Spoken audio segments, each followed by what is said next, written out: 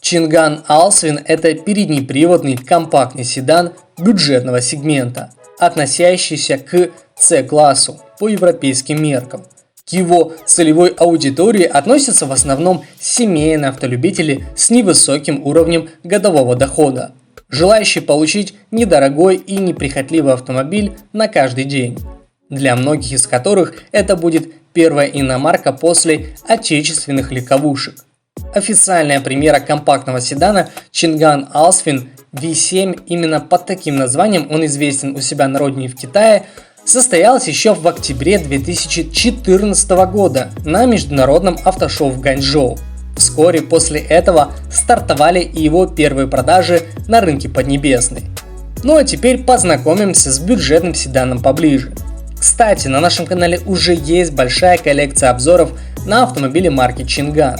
Ссылку на ультрасовременный Чинган Unity вы сейчас видите на экране. Внешне Чинган Alsvin хоть и не является писаным красавцем, но все же обладает весьма симпатичным, сбалансированным и лаконичным дизайном, в котором как минимум отсутствуют противоречивые решения.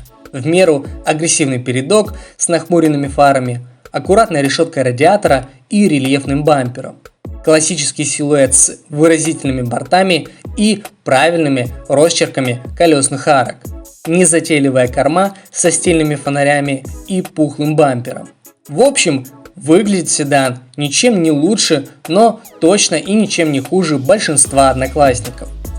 По своим габаритам Чинган Alsvin является представителем компактного класса. Его длина составляет 4530 мм, высота 1498 мм, ширина 1745 мм.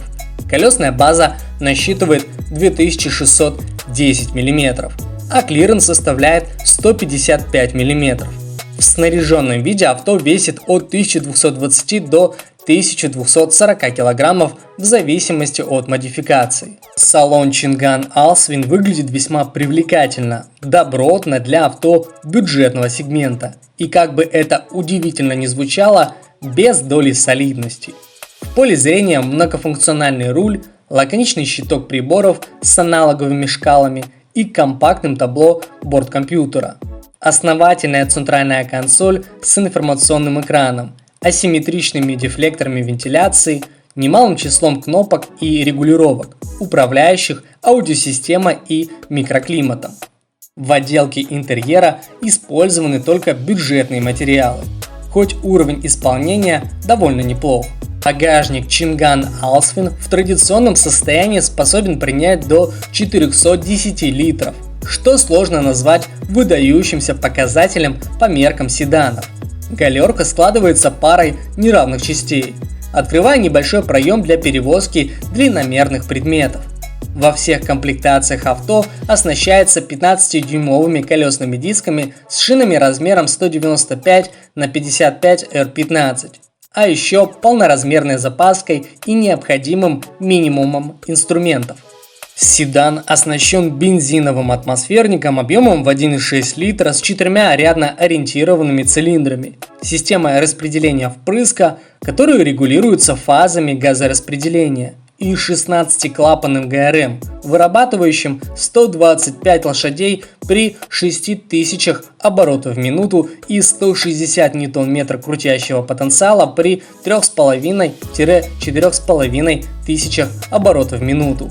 Стандартно мотор работает в паре с 5-скоростной механической коробкой передач и передним приводом.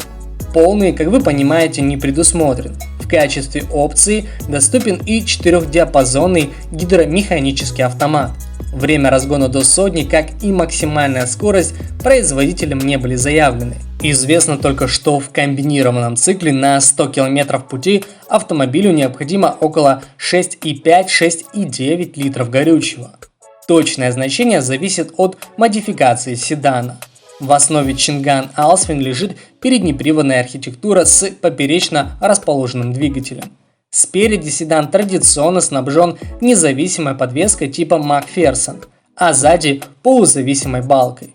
Автомобиль оборудован речным рулевым механизмом с электрическим усилителем управления, а на всех его колесах использованы дисковые тормоза. Спереди с вентиляцией. Дополнены они ABS и EBD. На данный момент автомобиль был снят с производства, однако приобрести его все еще можно, в том числе и в России. Цены у дилеров стартуют с отметки $5500, за которую можно купить базовую версию с минимальным опционалом. На этом все, спасибо, что были с нами. Если данное видео вам понравилось, то рекомендую подписаться на канал, высказать свое мнение в комментарии и поставить этому видео жирный лайк.